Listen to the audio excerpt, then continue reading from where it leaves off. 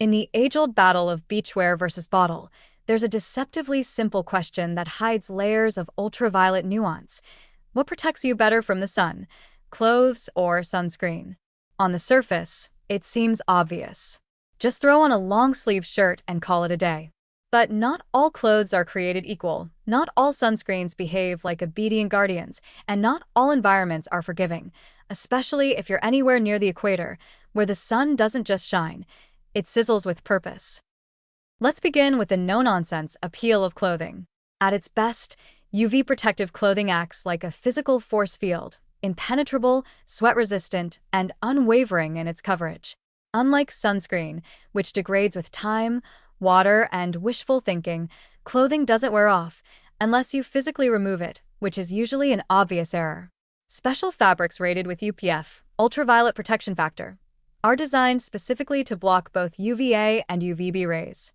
A UPF 50 garment, for example, allows only 1/50th of the UV radiation to reach the skin underneath. That's like slamming the door shut on sun damage while casually sipping a coconut. But even your regular, unfancy wardrobe might be doing you a favor.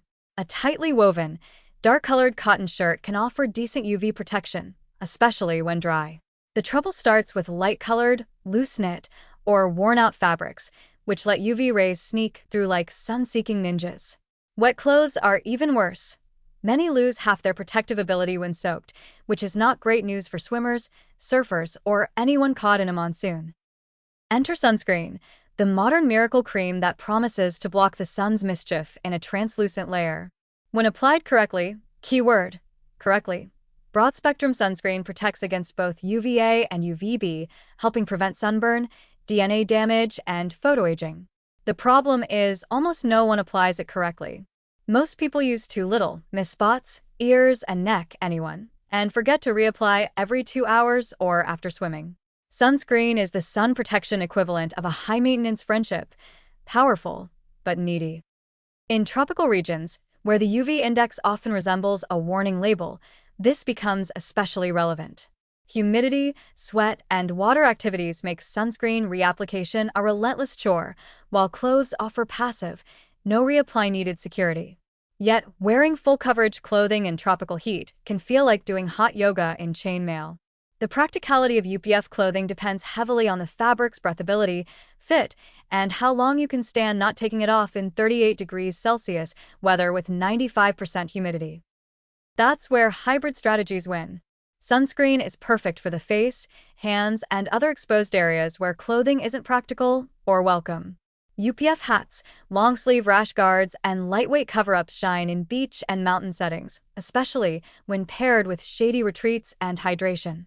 Bonus: you don't need to remember to reapply your shirt. So, who wins?